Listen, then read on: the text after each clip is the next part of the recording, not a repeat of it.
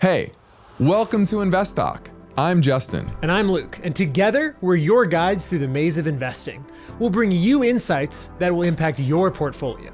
Whether you're a seasoned investor or just getting started, we've got you covered with the latest trends, opportunities, and expert advice. We take your calls every weekday at 4 p.m. Pacific and on our anytime listener line at 888-99-CHART. We'll bring you deep dives into market analysis and answer your burning questions. So why join us? To get ahead in your investment journey with strategies, tips, and knowledge that will help unlock the full potential of your hard-earned money. But first, hit subscribe and turn your notifications on, and let's make informed investment decisions together. Welcome to InvestTalk.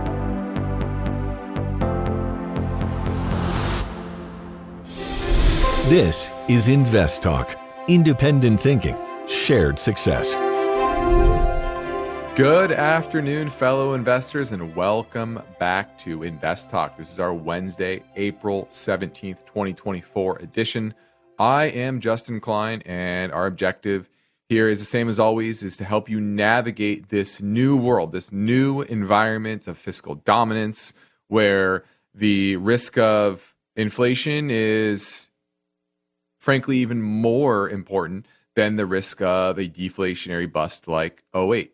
And it's a new regime, it's a new environment that most people are not used to. People still have PTSD, and our job is to help shake you of that PTSD and help you understand the facts that are happening on the ground from a macro perspective, broader economy, government spending, etc., as well as a micro perspective, meaning what's happening with individual companies, with individual sectors and asset classes. And so this is what we cover each and every day on this show, a little bit of everything, but mainly it's about getting you in the right mindset. So you're not running after the dog whistles that are everywhere, which are headlines and social media posts that are grandiose and can often be fear-mongering and takes your mind off of the reality of what is happening in markets, in economies, because that's most important. It's not about where you hope the market will be, or hope the economy will be, or hope the political environment will trend towards. That does not matter. What matters is what will and what is happening. Okay? And that is our goal here. And when it comes to making good decisions with your money, that is what your goal should be, is to build the right mindset, to avoid mistakes, avoid the pitfalls that so many people fall prey to due to their emotions of being just a human being, and focus on the opportunities that are out there, because there are many opportunities. There are a lot of opportunities. There are always opportunities in markets. It's just a matter of looking in the right place, under the right rock. And our job is to help you identify those rocks to look under. But it's up to you to pick up that rock and grab that opportunity. So that's what today's market is about, or today's show is about. And with that said, I want to pivot over to our Market Madness contest, and we do have a winner. Let me pull it up here. I just shut down my email, and I had a name. Give me a second. Our original winner, let's say this, our original winner didn't respond. And so we actually, in the rules, you have 7 days to respond. And we were giving it to the second place winner. There we go. Got it. It is Richard Leneve. He is our winner out of Strongsville, Ohio. Congratulations. We will be getting a check to you later this week. You are the grand prize winner in our inaugural InvestTalk Market Madness contest. Now, with that said, we'll talk about today's market performance in just a bit and run down some show topics, but right after we answer our first caller question now. Hey, Justin and Luke. It's John from Georgia. I was just wondering what you guys thought about Lululemon. I know it's been falling for a while. I was wondering what a good price point would be to pick it up, or if it's even worth picking up. Thank you for everything. All right, looking at Lululemon Athletica, and this is a name that is down pretty nicely from its 52-week high, down 33%. It's down a third in just a handful of months, and that's because analysts' expectations going forward have been coming down pretty dramatically, and growth has been coming down.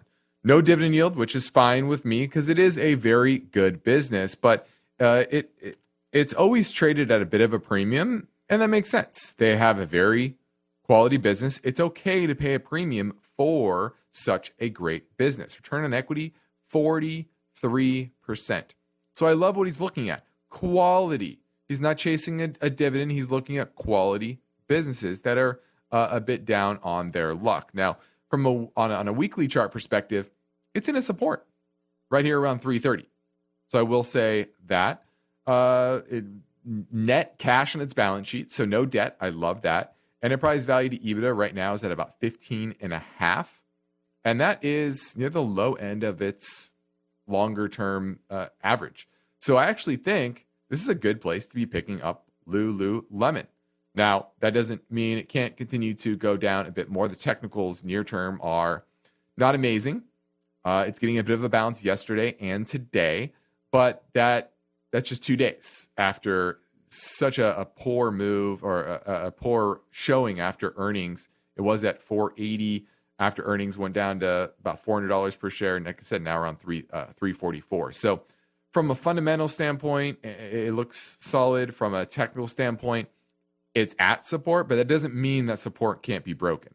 But this would be a place where I might start my position, but maybe not buy the whole thing. Okay. Thanks for the call. Now we're going into a short break. On the other side, we'll talk about the planned topics for today's show, as well as the market activity. And please remember that you can call anytime and leave your questions on the InvestTalk voice bank. If you're listening via our live stream or on AM 1220 radio in the Silicon Valley area, you can call right now at 888-99-CHART.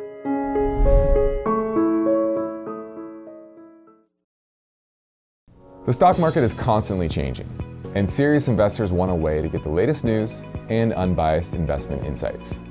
Welcome to the InvestTalk podcast.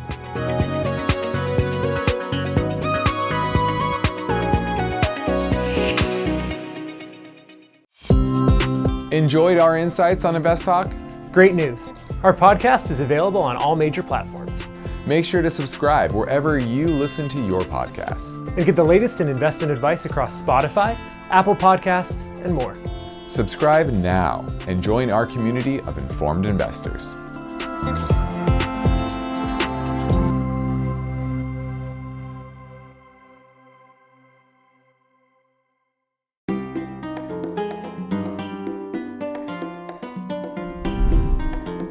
Now, we have a lot of ground to cover over the next 45 minutes, and my main point concerns a story set up by this headline: 15 stocks that have destroyed the most wealth over the past decade. And I love this article because it really shows how companies across many industries can lose value for their shareholders for many reasons. And we're going to talk about a lot of these and the lessons that can be gleaned from these poor performers over the past decade. Also, I want to touch a bit on AI and how, yes, it's going to consume a lot more power. That is a trend that's going to shape our economies, especially the industrial economy, for I think years to come. There's a report that the average AI search consumes 10 times more electricity than the average Google search. And so how will that impact the demand for energy? We're going to discuss that, and also how it could potentially help save energy as well. So, with all things, there's two sides to it, and we're going to look at both sides. Also, there's antitrust. New antitrust lawsuit against Live Nation. And I think this is one of those ones that could easily win easily win. That's why Live Nation was down big yesterday. And frankly, it was down a little bit more today. So we're going to unpack that story. And then if we have time, when people fearmonger, they often fearmonger about things that people know about. The reason 08 happened is because people weren't paying attention to CDOs and their leverage and the poor lending within the mortgage space. But in today's world, regulators, investors, they have PTSD, as I said at the top of the show. And so there are parts of the financial system that maybe are overlooked, and that's where the real risk comes from. So we're going to look at where the potential problems with the global financial system are, and frankly, they're not where the average person is looking. Okay, so that's what's on the docket for us. We also have voice bank questions in regards to bank resources, also Vanguard Total Stock Market Index, as well as some questions from our YouTube channel, and of course, I welcome your finance and investment questions now at 888-99-CHART. Now let's take a look at the market today. It was another negative day overall. The S&P was down. It was down 29 points, mainly on the growth side of the market. Small cap growth down 1.09%. Mid cap growth down 1.15%. Mid cap value was actually up slightly. Large cap growth down 0.69%. Tesla was down a little over 1%. That continues its weakness. AMD down 5.7%. You're definitely seeing some weakness creep into the semiconductors. Nvidia down nearly 4%. Pfizer down another 1%. What were some big gainers? United Airlines was up 17%. What else? Yeah, the airlines, they had good earnings. But overall, you continue with this market pullback. And it is something kind of said at the start of the year was we're expecting softness in the back half of the first quarter, early second quarter. And frankly, we didn't get that in the back half of the first quarter. We got it pretty much at the start of this second quarter. And, we're getting into potential support on the S&P. The first major support level is going to be right here around $4,973, or points, shall we say. Right now, the S&P closed at 5,022. So about 1% from here is the first major support level. And then the next major support level will be down around 4821. So that's another, 5-6% from here. So, I think that's possible. And frankly, that wouldn't be out of the ordinary. It would be a normal market pullback in the midst of a long uptrend. I say this many times, and I have to beat it home because so many people look at times like this and they start to get all nervous and those emotions creep in, that fear. But if you back up and you say, in any given year, the average pullback is 10%. So that means you should always expect from any given point, the market to drop 10% in relatively short period of time. It can happen in a month or two. And that's what you're likely seeing now. So far, it's been a drop of, about 5%. So do we get to 6%? Do we get to 10, 12% potentially?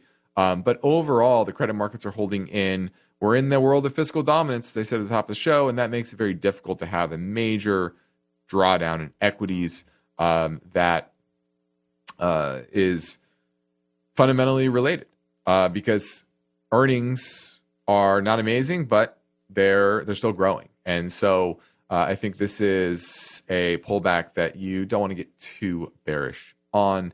And frankly, it's needed. It's healthy when you get these modest pullbacks. Now we're moving into a break. Still to come in this podcast, I'll tackle a YouTube comment question and your voice bank calls. So stay with me, but give us a call at 888-99-CHART.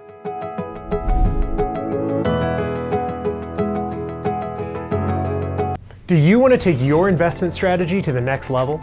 We invite you to visit InvestTalk.com and submit your portfolio for a free review from us. This is a fantastic opportunity to receive personalized advice and insights to enhance your results.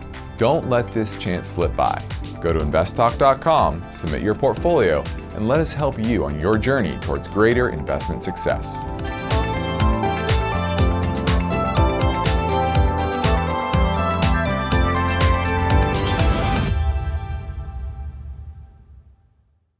Thank you for watching.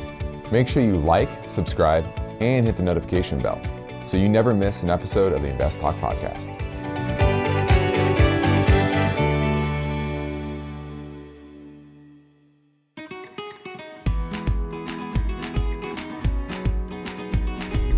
Now, my main talking point today is about, or main focus point today is about 15 stocks that destroyed the most wealth over the past decade. And there's some lessons here for you to learn.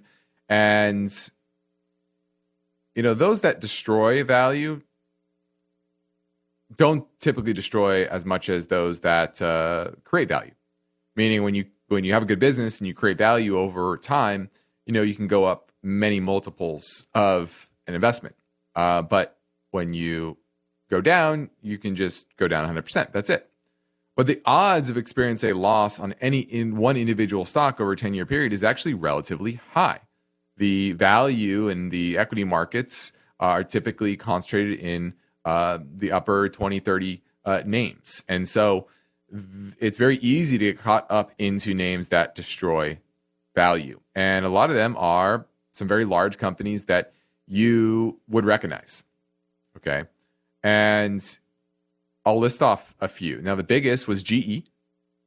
GE, yes, it's rallied as of late, but it's still down significantly from its all-time high.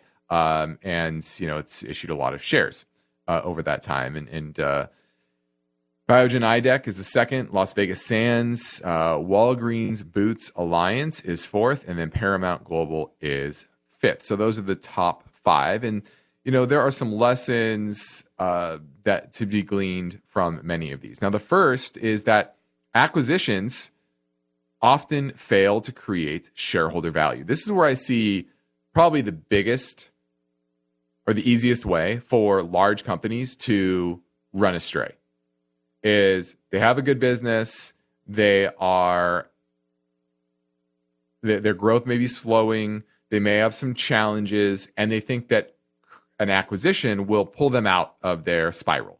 That an acquisition is the key to unlocking the potential of the capital that they have.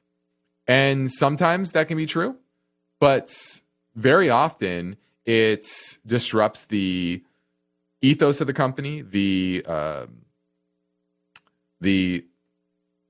culture that a company has built over many years, and it can take them away from focusing on the core business that has allowed them to get so big. And on top of that, they often chase the shiny object, meaning they buy into fads and chase the company that has good revenue growth, much better than theirs, maybe doesn't have as much profitability, is still much smaller than them, and they think they can, they want exposure. They can't build that exposure to that shiny object, that shiny part of the sector that's doing well, and so they go out there and they purchase that. And so this happened with, I think, AOL Time Warner is a good example that kind of synced them.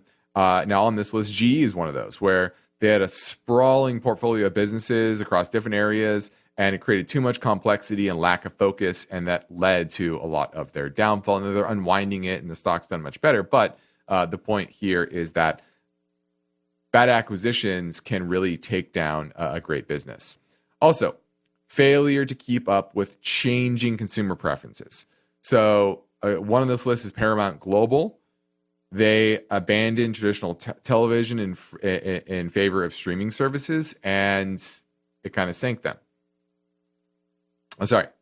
Viewers, they weren't ahead of the streaming change, and so they didn't pivot fast enough, and they were kind of late to the game in the streaming business, and they didn't adjust to those changes. Walgreens Boots Alliance, the big lesson there, number one, is debt. They have way too much debt on their balance sheet. And so they weren't able to reinvest in their business. They were more focused on paying interest and avoiding bankruptcy. And they didn't pivot to online services for prescriptions and other products. So that's what really sank them. Third is failure of risk management. Citigroup is on this list, and they are historically one of the worst run banks out there. And so management is always a huge risk, and they can run you astray. And then there's external factors. Sometimes they are out of their control. For example, there's an oil service name on this list, Schlumberger. It's a good business, but they were just in an industry that was too challenging. It was 10 years ago. Oil prices were very high, 2014, and then they fell between 2014 and 2016, and that took a heavy toll on revenue and profitability. So sometimes these are out of the control. It's just up to what happens in the broader sector.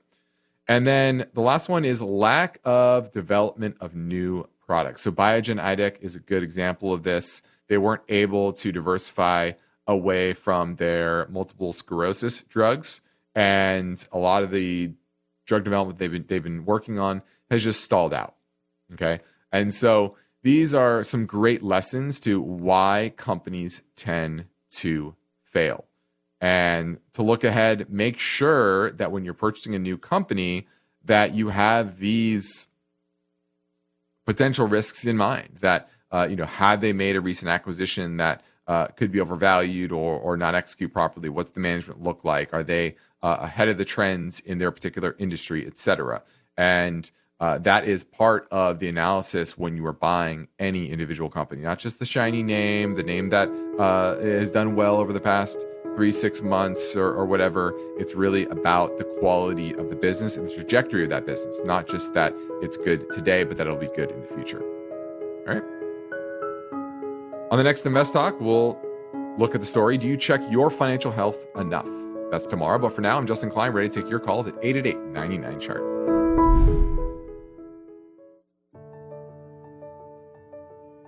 Hey, Invest Talk community. Justin and Luke here.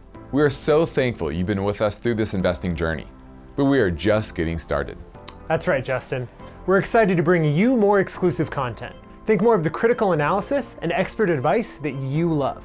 You'll get insights into smart investing strategies to help you navigate these turbulent times. Don't miss our live Q&A sessions every weekday at 4 p.m. Pacific, where we answer your burning investment questions.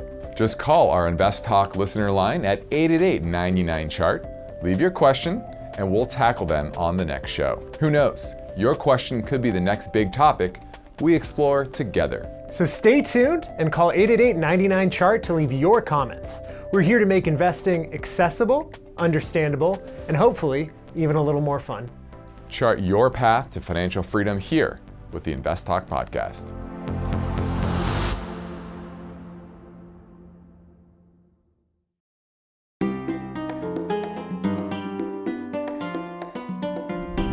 Hello, I had a question about the resources regarding banks when you're looking for stocks. So currently I have an account with Schwab, and they offer pretty good resources. I can put the name of the ticker symbol or the company, and they'll provide me with data both from their perspective, from Morningstar's perspective, CFRA's perspective, and I get to see the reports and sort of understand the companies before purchasing. But then I started thinking, what about some of these other companies? I opened up another investment account, a much smaller one from JP Morgan, and I started looking at their research.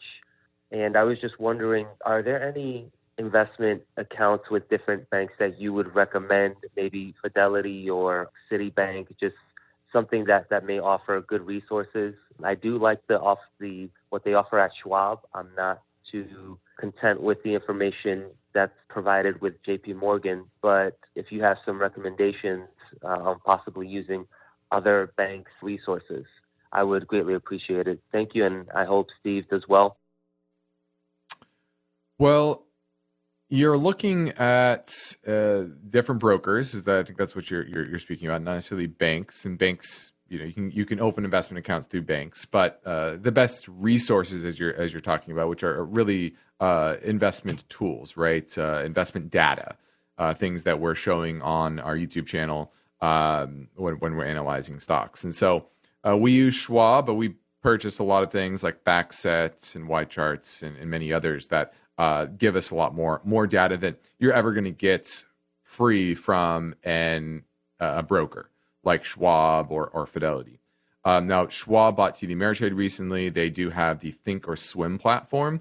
I would recommend opting for that. That's a great tool as well for research. Fidelity has some good research, but I think Schwab and Fidelity are the top two. But it's really how you use it, what you feel comfortable using, and the UI. That's why Thinkorswim. A lot of people like Thinkorswim just from a research and trading platform. So I think those are the two best ones. If you go with a big bank like JP Morgan, you're probably not going to get much. It's going to likely be Schwab or Fidelity. Thanks for the call. Now let's touch a bit on AI and AI's energy demands. A simple chat GPT request uses nearly 10 times more electricity than a regular Google search. That's according to the International Energy Agency. And chip designer ARM warns that unless energy savings are found, AI data centers could consume up to 25% of America's power by 2030. 2030, that's only 6 years from now, compared to just 4% today. And so the question is, how do you deal with that? Now, first is obviously we know there's going to be a lot more energy demand. We're already investing for our clients to take advantage of that. And that's definitely a trend you need to be thinking about allocating towards, is that extra demand that AI is going to put on our energy grid. But AI can also be used as a tool to find energy savings as well. And real estate is the place that has the most room for improvement. Real estate is a heavy and wasteful user of energy. According to the IEA, the operations of residential and commercial buildings account for 30% of global energy use, and about a third of that is squandered, meaning air conditionings that are ran when they don't need to be, heaters that are ran when they don't need to be, lights being on when nobody's in the room, etc. And so these things can be potentially solved by AI. And there's even more wastefulness than pre-pandemic because so many people are not going into the office and people don't have every day the same pattern of behavior, meaning they don't all go into the office at 8 a.m. anymore and leave at 5 p.m. A lot of hybrid work environments. Sometimes you come in maybe Tuesday and Thursday. Other weeks might be Monday and Wednesday. All depends, right? And so there are companies out there that are looking for ways of deploying tools that are helping buildings become more energy efficient. And efficiency is underrated. In fact, over the past decade, this is from the Saudi Aramco CEO. He pointed out that efficiencies reduce global energy demand by 90 million barrels of oil equivalent a day over the past 15 years. Okay, 90 million barrels. Now, the contributions from wind and solar energy itself to the grid of clean energy has substituted just 15 million barrels a day over that same time period. So what it's saying is, hey, we can talk about the investment in green energy and just the energy infrastructure in general, but the lowest hanging fruit is actually just efficiency. And AI can potentially help with that.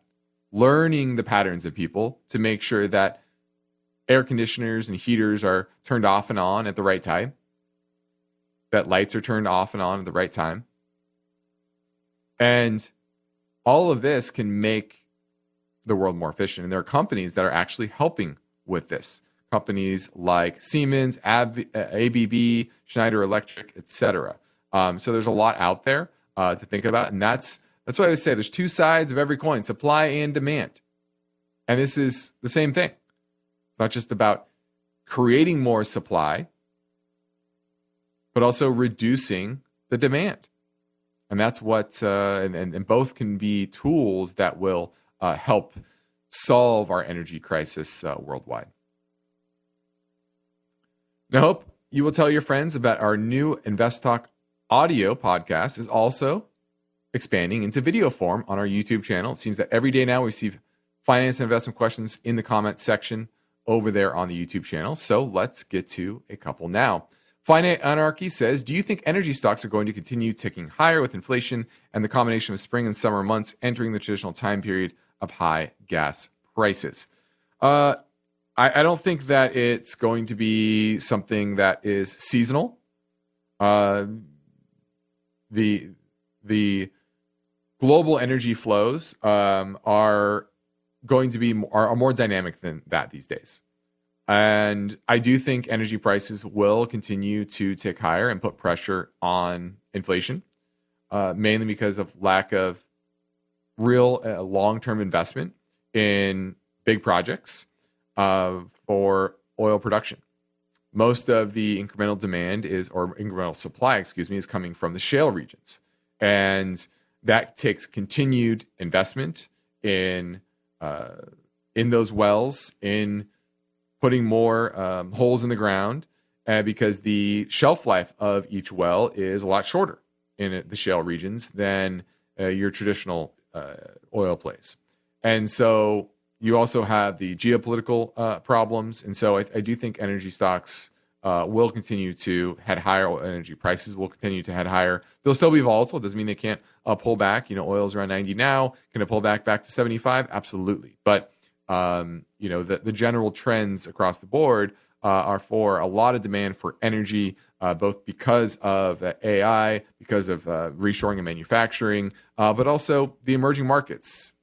They are still growing their demand for cars and in the modern comforts that we all enjoy in the first world.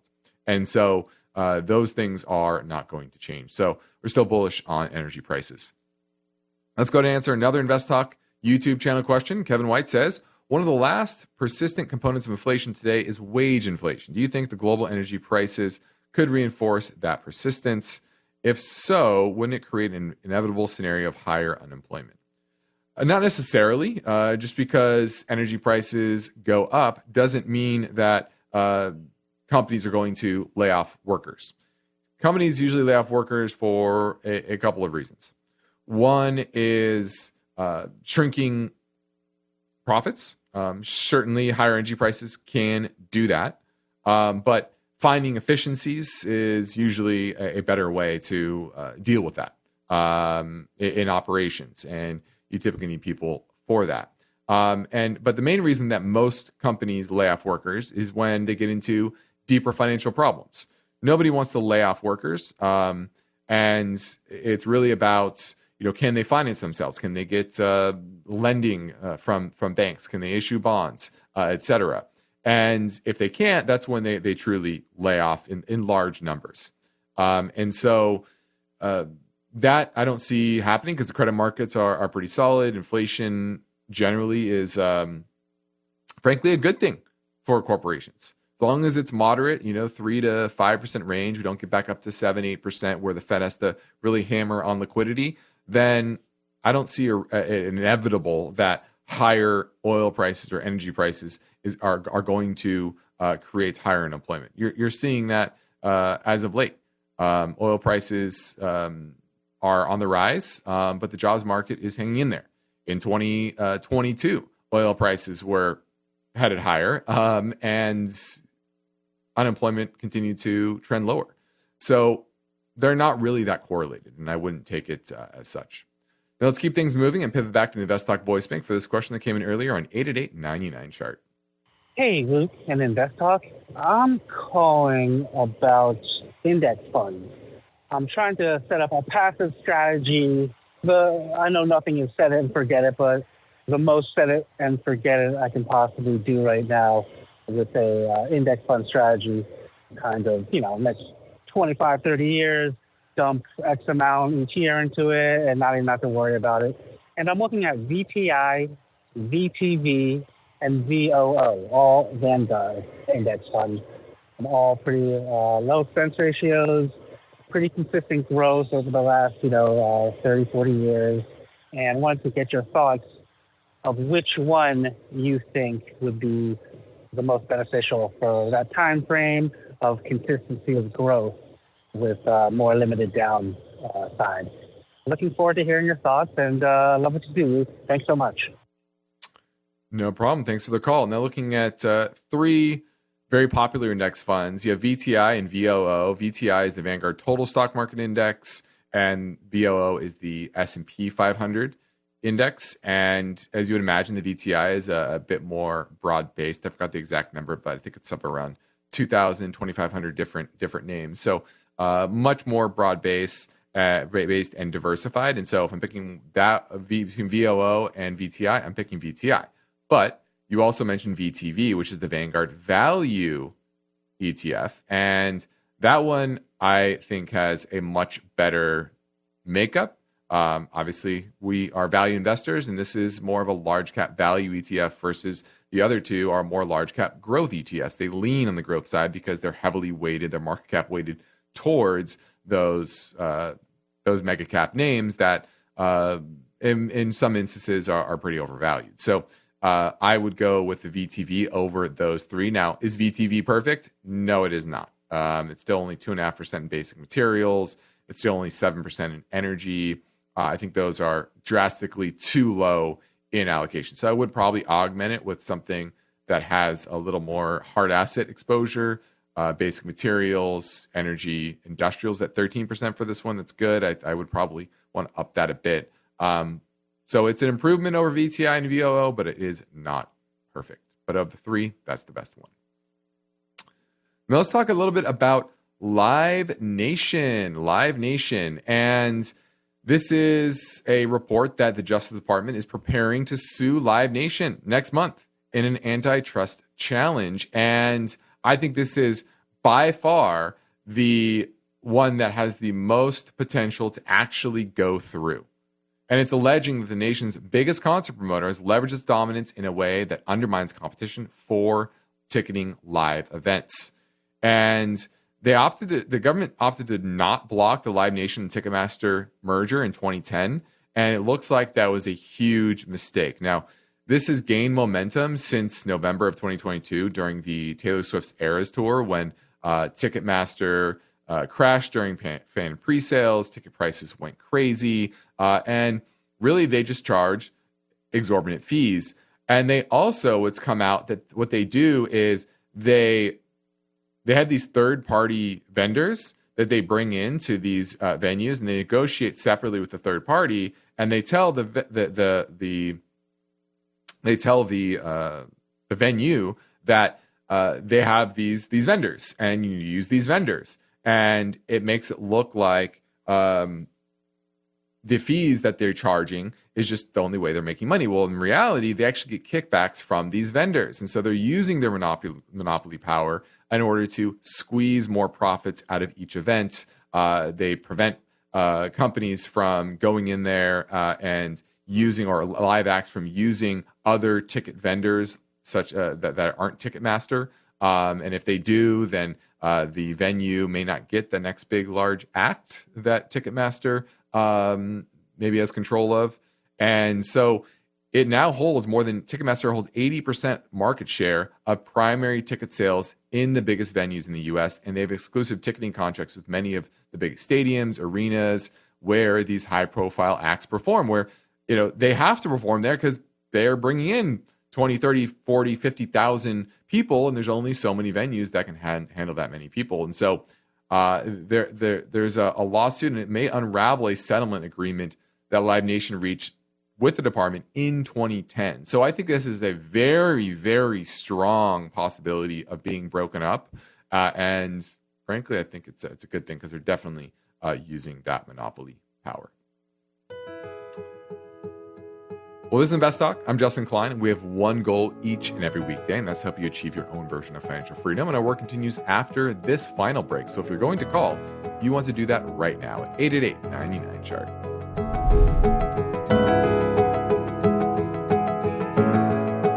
The stock market is constantly changing. and serious investors want a way to get the latest news and unbiased investment insights.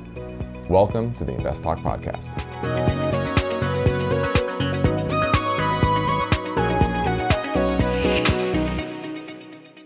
Did you love today's InvestTalk episode? Well, we want to hear from you. So drop your investing questions in the comments below, and your question could be the star of our next segment.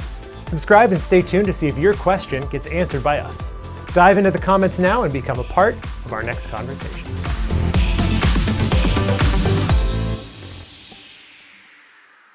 We're here to answer your finance and investment questions. So make sure you give us a call at 888-99-CHART.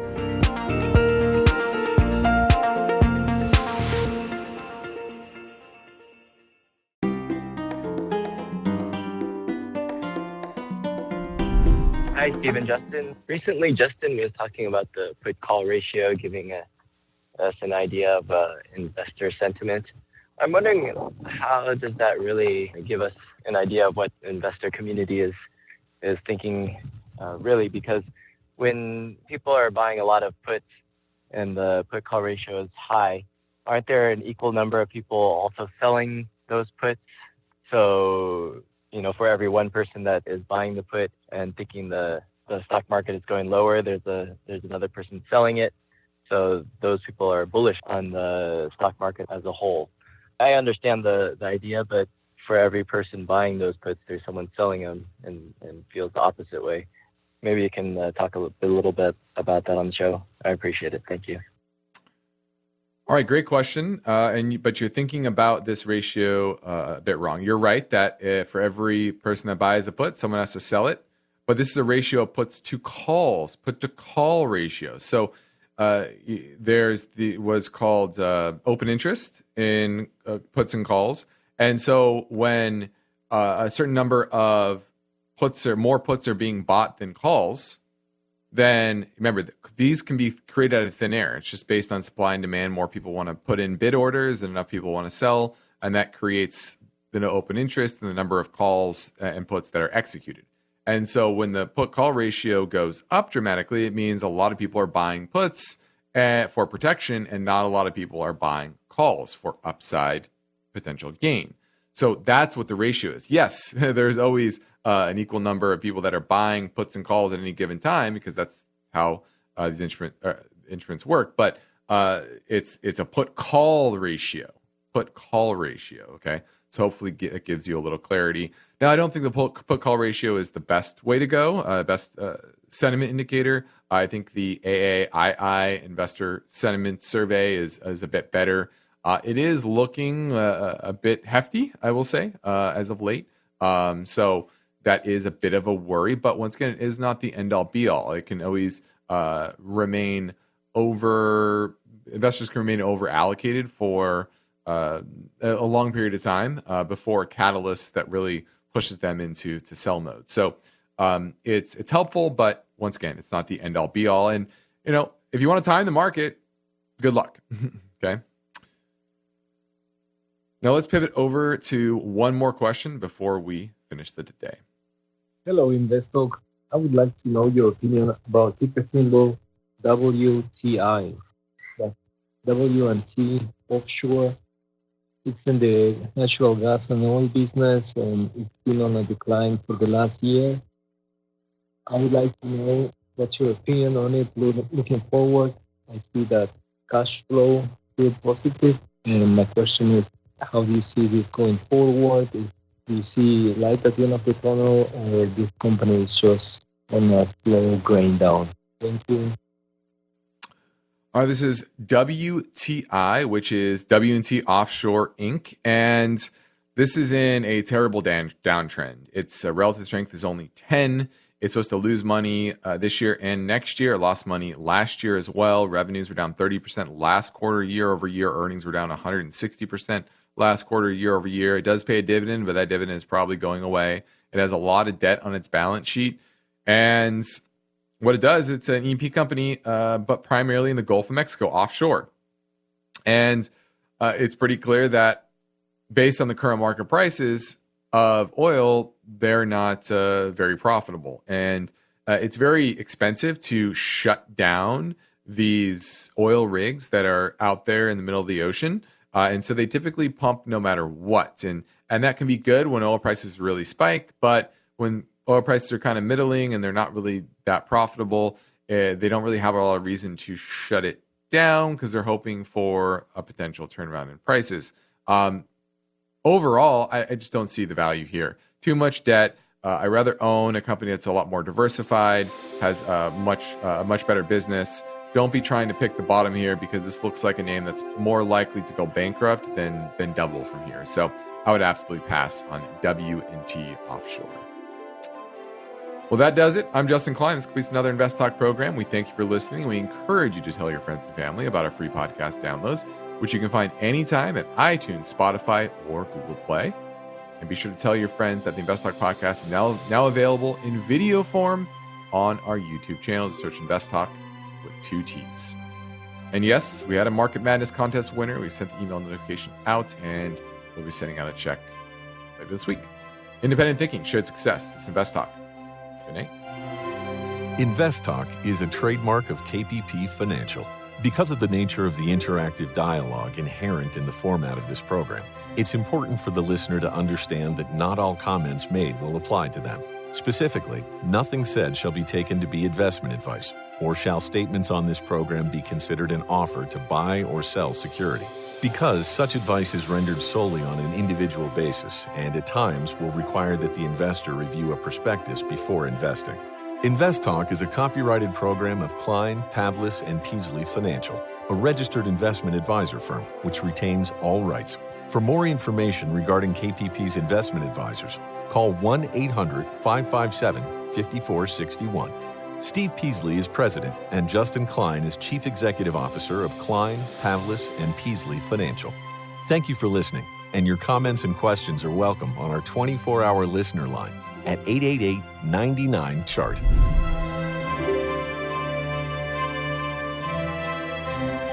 Hey everyone, if you enjoyed this video and want to see more amazing content, make sure you hit that subscribe button and turn on notifications. Your support means the world to us and helps us create more videos that you love. Subscribe now and join our community of savvy investors.